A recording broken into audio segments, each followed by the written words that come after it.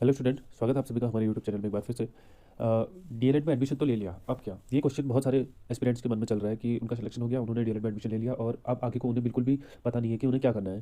पहली चीज़। और दूसरी चीज़ ये है कि एकदम से 1 तारीख से आपको सीधे कॉलेज जाना पड़ेगा और बाकी चीज़ें कॉलेज की एक्टिविटीज़ में पार्टिसिपेट करना पड़ेगा, तो थोड़ा बहुत मन में रहता है कि यार थोड़ा बहुत प्रिपेयर होकर जाया जाए तो चीज़ें अच्छे से एग्जीक्यूट हो पाती है। पहला दिन अच्छा जाएगा आपका और कुछ एक्सपीरियंस आपको नया अच्छा गेन करने को मिलेगा।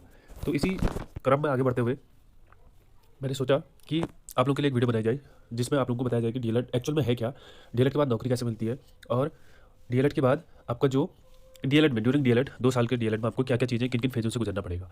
बहुत इंपॉर्टेंट वीडियो होने जा रही है, जिनका सिलेक्शन हो गया एक बार जरूर वीडियो को देख लीजिएगा। आई होप आपको इस वीडियो से बहुत सारी ऐसी चीज़ें पता चल जाएंगी जो आपको अगर आप बिना वीडियो को देखेंगे तो शायद 6 महीने या 1 साल के एक्सपीरियंस के बाद पता चलेंगी। अपना पूरा एक्सपीरियंस मैं आपको देने वाला हूँ कि क्या डीएलएड होता है।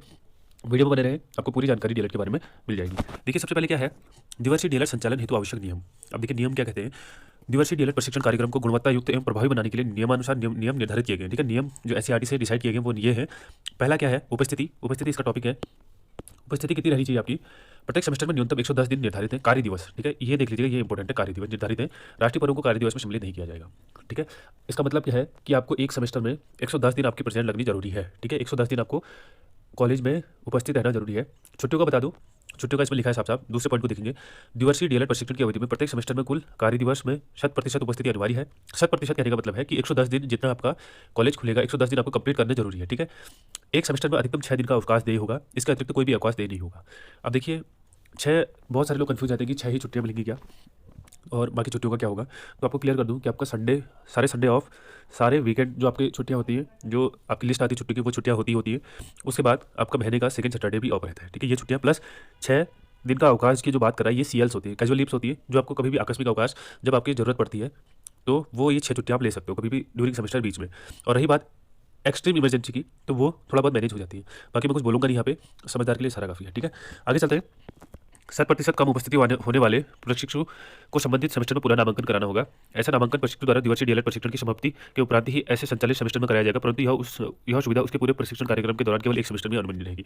अगर आपका सेमेस्टर छूट जाता है, अगर आपने ज़्यादा छुट्टियां ले ली, कोई मेडिकल लीव, कोई लंबी छुट्टियां, तो आपको एक सेमेस्टर का गैप करना पड़ेगा और यह गैप आपको पूरे डीएलएड में एक ही बार मिलेगा। ठीक है, अब एक सेमेस्टर का गैप करने की बात कर रहा है, आप ले सकते हो अगर आपको गैप लेना है तो।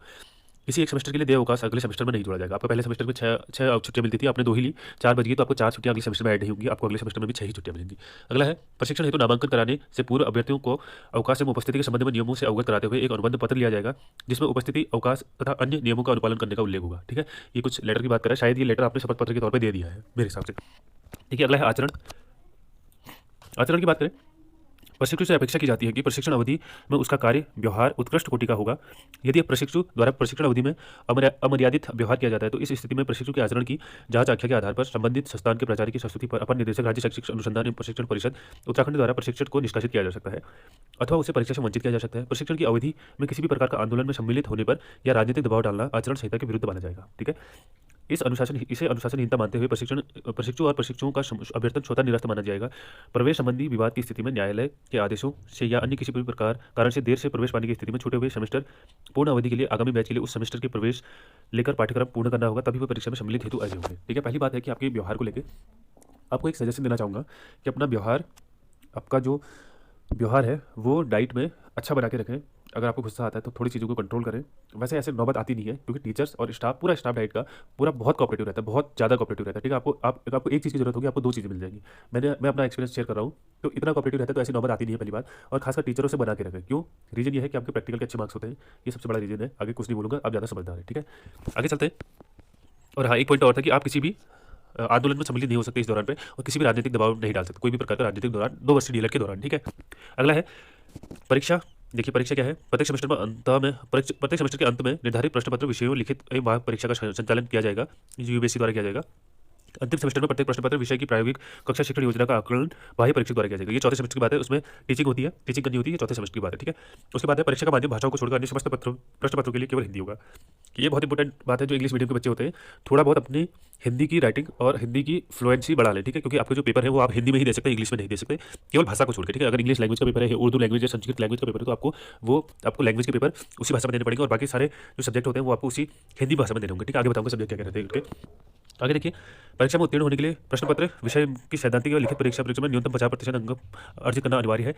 परीक्षार्थी को प्रत्येक प्रश्न पत्र विषय की बाह्य एवं आंतरिक परीक्षा में अलग अलग उत्तीर्ण होना अनिवार्य है। ठीक है, आपको एक्सटर्नल में अलग से पास होना पड़ेगा, इंटरनल में अलग से पास होना पड़ेगा और 50% मिनिमम लाने होते हैं। ये सारी कहने वाली बातें, आपको अच्छे खासे नंबर मिल जाते हैं, 50% नहीं, ठीक ठाक परसेंटेज बन जाती है। अभी मेरे अकॉर्डिंग 85+ % यहाँ पर हर किसी की बन जाती है। थोड़ा बहुत आपको मेहनत करने की जरूरत है, थोड़ा बहुत आपको टीचरों का ज्ञान इस तरीके से मिलेगा कि आपके मार्क्स आपके बहुत अच्छे आ जाते हैं। ठीक है, आगे चलते हैं। देखिए, अगला है बाह्य एवं आंतरिक परीक्षा में आयोजित किए गए अंक एक ही अंक पत्र में अंकित किया जाएगा। देखिए, ये ज़्यादा कुछ खास है नहीं। जो अगला है, देखिए सबसे ज़्यादा इंपॉर्टेंट है ये। ठीक है, ये टेबल देख सकते हैं हम। पहला सेमेस्टर होगा आपका, ठीक है, पहले सेमेस्टर में आपका 600 का सैद्धांतिक होगा, 100 का क्रियात्मक या प्रयोगात्मक होगा। ठीक है, और टोटल 700 का होता है। अब देखिए 600 में भी इसको डिवाइड रहते हैं, 6 सब्जेक्ट होंगे, इसमें भी आपके 70 और 30 का रेशियो होता है। ठीक है, 70 का आपका एक्सटर्नल पेपर होगा, 30 का आपका इंटरनल असाइनमेंट्स और या जो प्रैक्टिकल होगा वो होगा। ठीक है, 6 सब्जेक्ट में। बाकी क्रियात्मक और प्रयोगात्मक ये सब पूरा आपका ये भी 4 सेक्शन में डिवाइड रहता है। इसमें स्पोर्ट्स, ICT जिसे शैक्षिक तकनीकी कहते हैं, उसके बाद खेल और उसके बाद आपका कार्यानुभव। ये 4 चीज़ों में 25-25 के डिवाइड होते हैं, 100 नंबर। ठीक है, पहले सेमेस्टर आपका इस तरीके से 700 नंबर का हो जाएगा। दूसरा सेमेस्टर 600 का इंटरनल, 600 का लिखित परीक्षा, 200 की प्रैक्टिकल। यहाँ 100 का प्रैक्टिकल था, यहाँ बढ़ गया 200 का। ये 600 में भी 70 और 30 का रेशियो होता है। ठीक है, 70-30 का रेशियो इन 600 में भी होता है। उसके बाद तृतीय थर्ड सेमेस्टर में 550 और 150 का है। चौथे में पेपर नहीं होते। चौथे सेमेस्टर में आपको पूरा सेमेस्टर आपको स्कूल में पढ़ाना होता है। उसके बाद ये जो प्रैक्टिकल होता है आपको क्रियान्वयन में सारे नंबर जाते हैं। ठीक है, आपको फाइल बनानी होती है, लेसन प्लान्स बनाने होते हैं, ये सब चीज़ें बनानी होती है। इनके बेस पे आपके चौथे सेमेस्टर के मार्क्स होते हैं। एक चीज़ और बता दूँ कि सेकंड सेमेस्टर में आपको ये 200 नंबरों में, ठीक है, सेकंड सेमेस्टर के 200 नंबर में भी 100 के डिवाइड होते हैं। 100 तो सेम पहले की तरह होते हैं। संगीत, कार्यानुभव, ICT और खेल, ये 4 सेक्शन में 100 नंबर डिवाइड होते हैं। बाकी के 100 नंबर के लिए आपको 24 दिन का स्कूल इंटर्नशिप करनी होती है इसमें सेकंड सेमेस्टर में। ठीक है, 24 दिन की स्कूल इंटर्नशिप होती है, जिसमें आपको 24 दिन के लिए स्कूल में भेजा जाएगा और विद्यालय का अवलोकन किया जाएगा। आपकी फाइल बनेगी, उस फाइल के मार्क्स रहते हैं 100 नंबर की। आगे चलते हैं।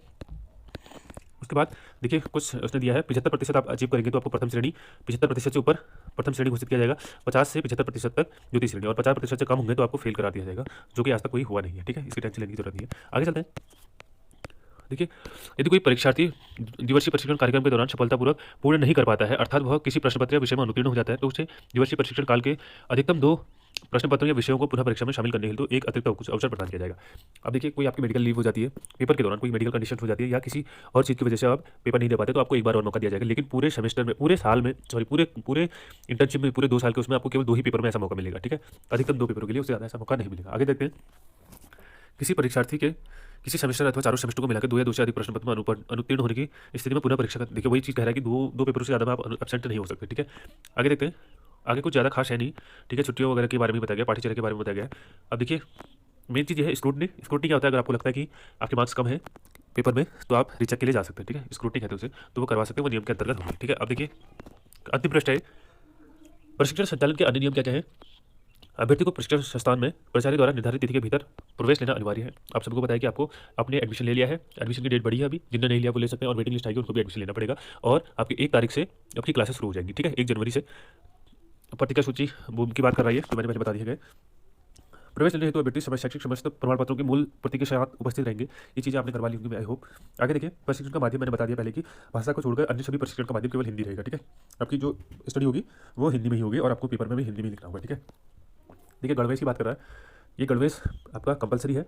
महिला प्रशिक्षकों के लिए लाइट स्काई ब्लू रंग का कुर्ता, नेवी ब्लू रंग की सलवार, नेवी ब्लू रंग का दुपट्टा और लाइट स्काई ब्लू का हाईनेक ब्लाउज जो भी है, ये साड़ियाँ वगैरह, ये ब्लू कलर की, ये गर्ल्स के लिए है। और उसके बाद बॉयज़ की बात करो तो नेवी ब्लू रंग की पैंट, स्काई ब्लू कलर की शर्ट और सर्दियों में नेवी ब्लू रंग के स्वेटर या ब्लेजर तथा प्लेन मैरून रंग की टाई। ठीक है, मैरून रंग की आपकी टाई, ये आपका ड्रेस कोड है। बाकी कुछ डाइटों में ड्रेस कोड इससे अलग है शायद, उसमें आपका डीडी हार्ट डाइट आता है मेरे हिसाब से, तो आप डाइट के अकॉर्डिंग देख सकते हैं। ठीक है, काले रंग के जूते, नेवी ब्लू जुराब आपकी, व्यायाम के लिए नेवी ब्लू साइड में सफ़ेद धारियों के सहित ट्रैक सूट, आपकी ट्रैक सूट चलेगी 2 दिन। मैं अपनी बात करूँ, यहाँ पर हमारी डाइट में 2 दिन चलती है, बुधवार और शनिवार ट्रैक सूट का टर्न होता है। ठीक है, आगे देखिए, प्रत्येक प्रशिक्षु संपूर्ण प्रशिक्षण अवधि में शालीन वेशभूषा, केश विन्यास आदि में रहेंगे। इस हेतु प्राचार्य अपने स्तर से उचित निर्देश निर्गत करेंगे। ठीक है, आपको जो प्रिंसिपल रहते हैं डाइट के, तो वो इस बारे में इंस्ट्रक्शन दे सकते हैं। ठीक है, आगे है प्रशिक्षण का अनुश्रवण या अनुसमर्थन। प्रशिक्षण का अनुश्रवण राज्य शैक्षिक अनुसंधान एवं प्रशिक्षण परिषद उत्तराखंड एवं उत्तराखंड विद्यालय शिक्षा परिषद के अकादमिक सदस्यों प्रतिनिधियों के द्वारा प्रत्येक क्षेत्र में किया जाएगा।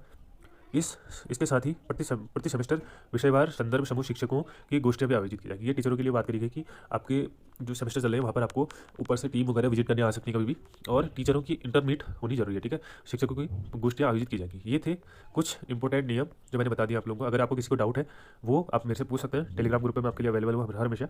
और बाकी छुट्टियों का सीन समझ गए होंगे, ज़्यादा मैं कुछ बोलूँगा नहीं उस बारे में, क्योंकि अगर किसी को फिर भी डाउट है तो आप मेरे से पर्सनली कॉन्टैक्ट कर सकते हैं।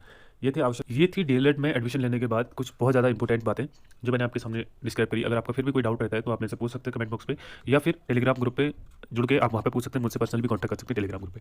अब एक चीज़ और निकल के आई कि क्या डीएलएड के बाद नौकरी लगेगी। देखिए अभी तक का डाटा बता दूँ, 100% उत्तराखंड डाइट से जिसने डीएलएड किया है, साथ में जिसका सीटेट या यूटेट कोई भी पेपर पास था, तो सारे के सारे लोग अभी जॉब कर रहे हैं जिनका कंप्लीट हो गया है, और जिन्होंने सीटेट या यूटेट कोई पास किया था, कोई भी एक एग्जाम पास किया था, क्योंकि सीटेट या यूटेट कंपलसरी होता है टीचर बनने के लिए। आप चाहे बीएड करो या डीएलएड करो, कुछ भी करो, तो टीचर बनने के लिए वो कंपलसरी होता है। तो वो एग्जाम पास करने के बाद अभी तक सारे बच्चे टीचर बन चुके हैं। रही बात आगे की, तो मुझे लगता है कि देखिए मैं आपको प्रोसीजर बता देता हूँ।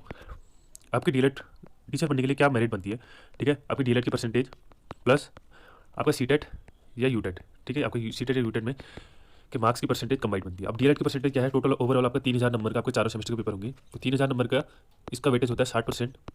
यूटेट या सीटेट का पेपर होता है 150 नंबर का, ठीक है। इसका वेटेज होता है 40%। तो दोनों पेपर इंपॉर्टेंट है। 60% इधर मैनेज करना और 40% आपको सीटेट या यूटेट का मैनेज करना, ठीक है। सीटेट आपको साल में 2 बार आता है, यूटेट साल में 1 बार आता है, तो आपको साल में 3 बार मौके मिलते हैं। 2 साल में आपको 6 बार मौके मिलते हैं। आप लगातार कितनी बार भी सीटेट यूटेट दे सकते हो, अपना स्कोर यहाँ पर बेस्ट बना सकते हो। और जहाँ तक रही डाइट के पेपर की बात, तो वहाँ पर भी आप अपना स्कोर 100% देने की कोशिश करेंगे, अपना एफर्ट।